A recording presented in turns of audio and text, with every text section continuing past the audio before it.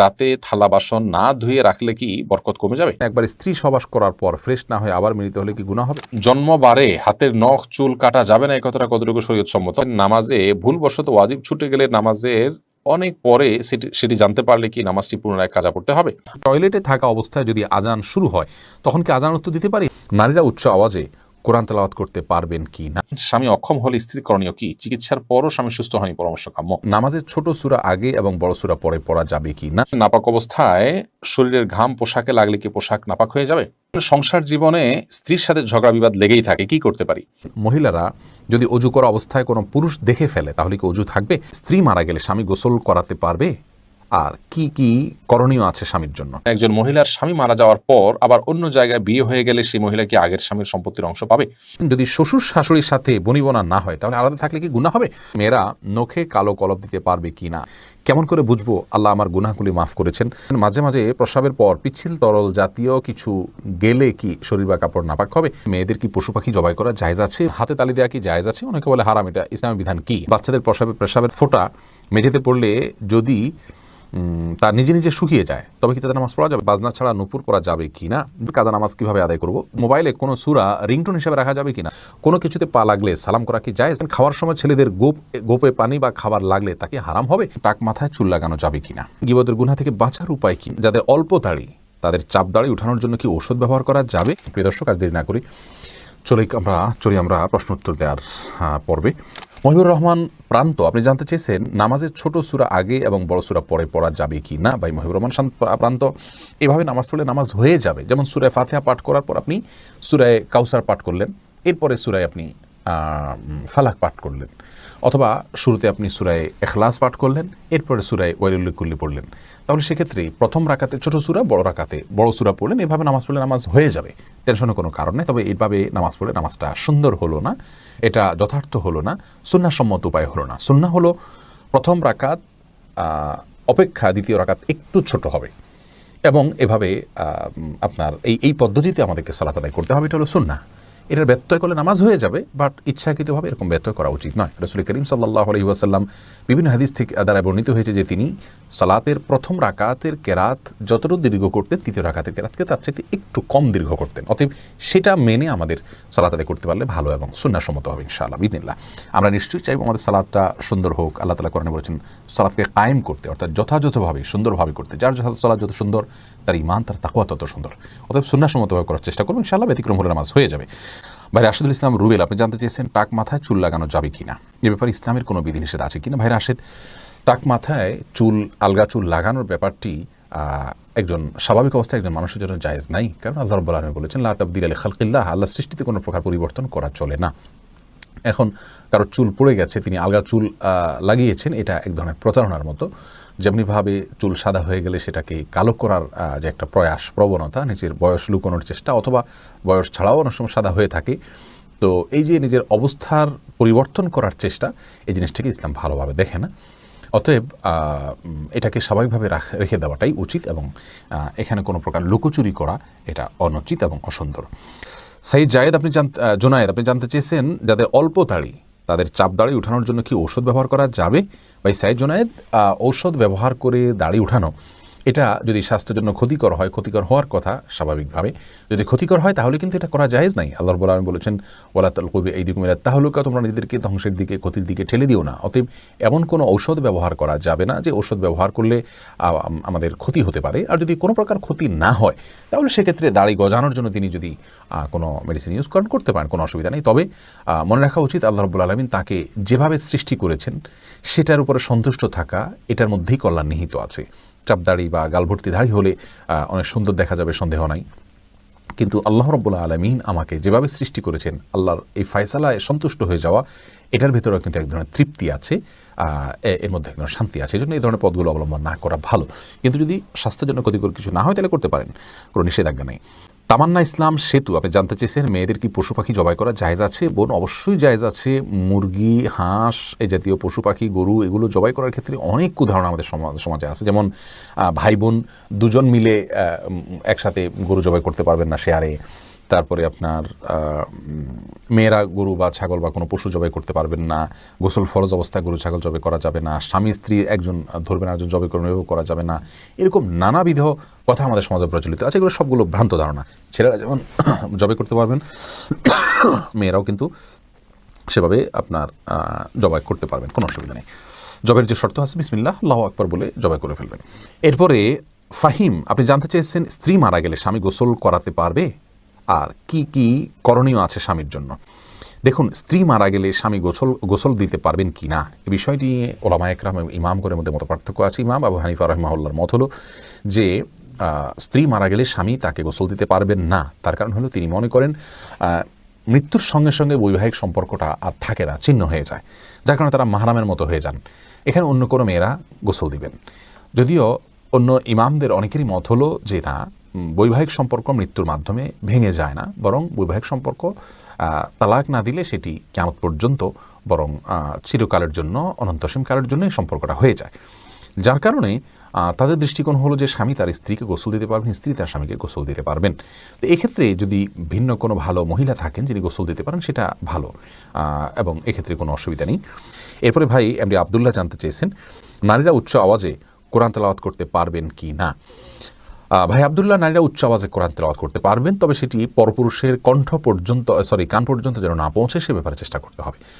নিজের বাসায় করতে পারেন, নিজের ঠিকানায় করতে পারেন। নিজের ঠিকানায় যদি বাসায় যদি দেবর থাকেন, অন্য কেউ থাকেন, তাহলে তাদের কান পর্যন্ত যেন আওয়াজটি না যায় সে ব্যাপারে তাকে সচেতন থাকতে হবে। কারণ কোরআন তেলাওয়াতের ক্ষেত্রে কণ্ঠের মধ্যে কোমলতা সৃষ্টি করতে হয়, সৌন্দর্য সৃষ্টি করে তেলাওয়াত করা হলো তেলাওয়াতের আদব। আর সে আদব রক্ষা করতে গিয়ে যেন তিনি কোমল কণ্ঠে সুন্দর কণ্ঠে পড়তে যাবেন, সেটি পরপুরুষের মনের মধ্যে বাজে চিন্তা আসার কারণ হতে পারে। সেই জায়গা থেকে তিনি জোরে পড়বেন, যদি একাকী থাকেন বা কেউ না শুনে, আর যদি কেউ শোনার মতো থাকে তাহলে তার কান পর্যন্ত যেন না যায় সেভাবে তিনি তেলাওয়াত করবেন ইনশাআল্লাহ তাআলা। এরপরে এমডি মনিরুল ইসলাম জানতেছেন গীবতের গুনাহ থেকে বাঁচার উপায় কি। ভাই মনিরুল ইসলাম, গীবতের গুনাহ অত্যন্ত জঘন্য গুনাহ, বান্দার হক খুবই জঘন্য গুনাহ। আর এটা আমাদের কাছে ঘি ভাতের মতো হয়ে গেছে। সকাল বিকাল দুপুর দিন রাত, বাসায় অফিসে রাস্তায় ঘাটে পরিচিত অপরিচিত সবার সঙ্গে আমরা অহরহ গীবত করে বেড়াচ্ছি। এটা মহামারী হয়ে গেছে। চোখের গুনাহ আর মুখ দ্বারা গীবতের গুনাহ, এগুলো আমরা সবচেয়ে পরিমাণে বেশি করি। আল্লাহ তাআলা আমাদেরকে হেফাজত করুন। এই গুনাহ থেকে বাঁচার উপায় হলো যে ব্যক্তির সঙ্গে গেলে গীবত হয় তার সঙ্গ থেকে যথাসম্ভব দূরে থাকার চেষ্টা করা, হয়ে গেলে আল্লাহর কাছে লজ্জিত হয়ে মাপ চাওয়া। যে ব্যক্তির গীবত করে ফেলেছেন তার জন্য দোয়া করবেন আল্লাহুম্মা গফিরলাহু ওয়ারহামহু, নিজের ভাষায় দোয়া করবেন আল্লাহ তার জন্য আপনি তাকে ক্ষমা করে দিন, তাকে আপনি মাফ করে দিন। অর্থাৎ যার গীবত করে ফেলেছি, আল্লাহ তার প্রতি আমি অবিচার করে ফেলেছি, সেই জায়গা থেকে তার জন্য আপনি ক্ষমা চাইবেন ইনশাআল্লাহ বিনিল্লাহ, সেটাই আপনার জন্য যথেষ্ট হবে। এরপরে আফরিন সুলতান জান্নাত আপনি জানতে চেয়েছেন বাজনা ছাড়া নূপুর পরা যাবে কি না। জীবন আপনি নূপুর পড়তে পারেন যদি সেটাতে বাজনা না থাকে এবং বাহিরে আপনি যখন পড়ে যাবেন সেটা আপনার পায়ে থাকতে পারে, কোনো অসুবিধা নেই।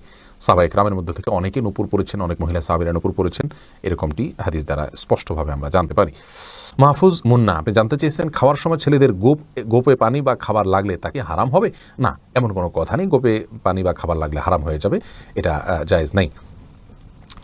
রবিউল ইসলাম জানতে চেয়েছেন কোনো কিছুতে পা লাগলে সালাম করা কি জায়েজ? না ভাই, কোনো কিছুতে পাও লাগলে সেখানে হাত দিয়ে সালাম করতে হবে। হাত দিয়ে যদি সালাম হয় না, পা ছুঁয়ে এটাকে সম্মান করতে কোনো কথা নেই। কিন্তু আমাদের সমাজে যেহেতু পাও লাগাটাকে অসম্মান মনে করা হয়, এটা ওরফ, আর ওরফের একটা এতেবার এবং গ্রহণযোগ্যতা ইসলামী শরিয়াতে আছে, যার কারণে কারোর গায়ে পাও লাগলে সেটা লাথি দেওয়ার সাথে কিছুটা সাদৃশ্যপূর্ণ হওয়ার কারণে আমাদের সমাজে এটাকে দূষণীয় মনে করে। এরাবেনরা দূষণীয় মনে করে না, তার জন্য পাও লাগলেও এটাকে কিছু মনে করে না। তো আমাদের সমাজে যদি দূষণীয় মনে করা হয়, সেহেতু যার কাছে যার গায়ে পাও লেগেছে তাকে যদি আপনি একটু টাচ করে আপনি আসলে পাও লাগাতে চাননি, হাত লাগাতে চেয়েছেন অথবা অশ্রদ্ধা করতে চান, এটা বোঝাতে চান, তাহলে সেটা ঠিক আছে, এটাতে দোষের কিছু নাই। তবে এর মানে এই নয় যে তাকে আপনি সালাম দিবেন। শারমিন সোনালী আপনি জানতে চেয়েছেন যদি শ্বশুর শাশুড়ির সাথে বনিবনা না হয় তাহলে আলাদা থাকলে কি গুনাহ হবে? আলাদা থাকলে গুনাহ হবে না। ওনাদের হক যদি মোটামুটি আদায় করা হয়, তাদের যেটুকু প্রয়োজন, আলাদা থাকলে যে গুনাহ হবে এমন কোনো কথা নেই। নাহিদ আলম জানতেছেন উলঙ্গ ছবিতে ভুলে দৃষ্টি পড়ে গেলে কি গুনাহ হবে? ভুলে দৃষ্টি পড়ে গেলে গুনাহ হবে না, কিন্তু যখনই স্মরণ হবে তখনই সাথে সাথে ফিরে আনতে হবে। আল্লাহ তাআলার ভয়, আল্লাহ তাআলা আমাদেরকে সেই ভয় এবং তাকে নসিব করুন। এমনি বাপি জানতে চেয়েছেন আমি টয়লেটে থাকা অবস্থায় যদি আজান শুরু হয় তখন কি আজান উত্তর দিতে পারি? না ভাই, আপনি অপেক্ষা করবেন, বের হয়ে আজান উত্তর দিয়ে দিবেন। মোবাইলে কোনো সূরা রিংটোন হিসেবে রাখা যাবে কিনা? না, কোনো সূরাকে রিংটোন হিসেবে রাখা যাবে না, কারণ এতে কোরআনের প্রতি অসম্মান হয়। এদিক থেকে অসম্মান হয় যে কোরআন আপনার রিংটোনের কাজে ইউজ হওয়ার জন্য নাজিল হয়নি। এটা কোরআনের আয়াতকে দিয়ে যদি আপনি ঠোঙা বানান, সেখানে মুড়ি রাখেন, এটা যেরকম অপমান, রিংটোন হিসাবে কোরআনের আয়াতকে সেট করলে এরকম অপমান, কোরআনকে অজায়গায় ব্যবহার করা হয়। আর দ্বিতীয়ত হলো, এটা যে কোনো জায়গায় বেজে উঠবে, টয়লেটে বেজে উঠতে পারে, সেক্ষেত্রে অসম্মান হবে আল্লাহর কালামের। আবার অপূর্ণাঙ্গ অংশে আপনি তেলাওয়াতের এমন কোনো পর্যায়ে আপনি কল রিসিভ করতে পারেন যেখানে অপূর্ণাঙ্গ কথা থেকে যাবে, সেটাও কোরআনের অপব্যবহার। সব মিলিয়ে এটাকে রিংটোন হিসেবে ব্যবহার করা যাবে না। আফরিন মোল্লা, আপনি জানতে চেয়েছেন কাজা নামাজ কীভাবে আদায় করব। দেখুন, কাজা নামাজ আদায় করার পদ্ধতি হলো, যখন আপনি অনেকগুলো সালাত ছুটে যাবে তখন ধারাবাহিকভাবে পড়ে যাবেন, যতটুকু সম্ভব শুধু ফরজগুলো আদায় করে যাবেন, সুন্নত আদায় না করলেও চলবে, এগুলো পড়ে ফেলুন আস্তে আস্তে। শাহিদা খাতুন জানতে চেয়েছেন, কেমন করে বুঝবো আল্লাহ আমার গুনাহগুলি মাফ করেছেন। এটাকে নিশ্চিতভাবে বোঝার কোনো উপায় নেই বোন শাহিদা, তবে আল্লাহ রাব্বুল আলামিন আপনার গুনাহ মাফ করেছেন তার আলামত হিসাবে আপনি গুনাহ থেকে বেঁচে থাকার সুযোগ পাচ্ছেন, তওবার তৌফিক পাচ্ছেন, এবং ভালো কাজ করার তৌফিক পাচ্ছেন। এগুলোকে আপনি আলামত হিসাবে ধারণা করতে পারেন, কাউন্ট করতে পারেন, তবে নিশ্চিতভাবে বলার কোনো সুযোগ নেই।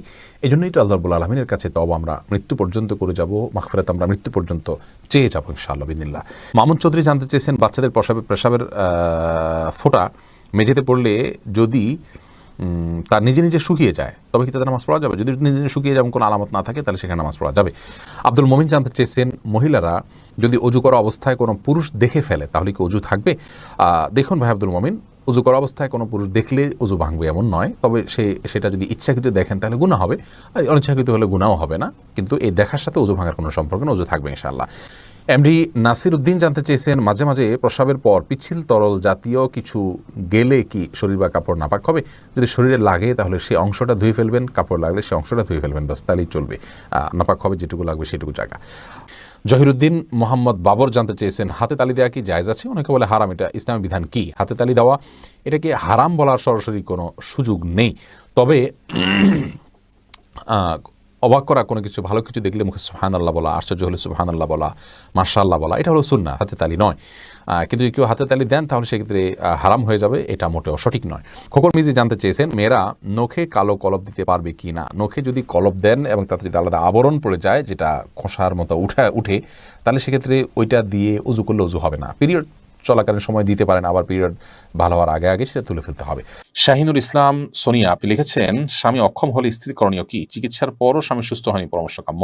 স্বামী অক্ষম, এই অক্ষমতার ডেফিনেশন কি, তিনি কতটা অক্ষম, এবং চিকিৎসা হওয়ার পরও তিনি সুস্থ হন নাই, কী ধরনের চিকিৎসা হয়েছে, তার আন্তরিকতা ছিল কিনা, এটা কি প্রকৃত অর্থেই অক্ষমতার সংজ্ঞায় পড়ে কিনা, নাকি স্বামী স্ত্রী নিজেদের মধ্যে ভুল বুঝাবুঝি হলে শুধুমাত্র একজন অন্যজন থেকে নিষ্কৃতি পাওয়ার জন্য এটা একটা উসিলা মাত্র, বাহানা মাত্র, অথবা আপনার এখানে অন্য কোনো ফাঁক ফোকর আদৌ আছে কিনা, এই বিষয়গুলো দেখতে হবে।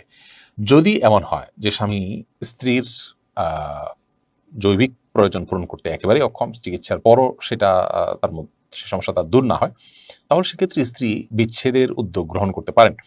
স্বামী যদি বিচ্ছেদ না দেন, স্বামী যদি তালাক না দেন, তাহলে সেক্ষেত্রে আদালতের মাধ্যমেও বিচ্ছেদের উদ্যোগ নিতে পারেন, সামাজিকভাবেও বিচ্ছেদের উদ্যোগ আলেম ওলামাদের মাধ্যমে, স্থানীয় মুরব্বিদের মাধ্যমে উদ্যোগ নিতে পারেন, তাকে প্রেশার দিতে পারেন, অর্থাৎ সে অধিকার তার আছে। ইসলাম বলে না যে একজন স্বামী অক্ষম হওয়ার পরও নারী সারা জীবন তার ঘর করে যেতে হবে, তবে প্রকৃত অবস্থাকেই সেটা নিরূপণ, নিজেরটা নিজে না করে অন্যদের সহযোগিতা নিয়ে, বিদগ্ধ মানুষগুলোর সহযোগিতা নিয়ে সিদ্ধান্তে আসতে পারলে সেটা অবশ্যই ভালো।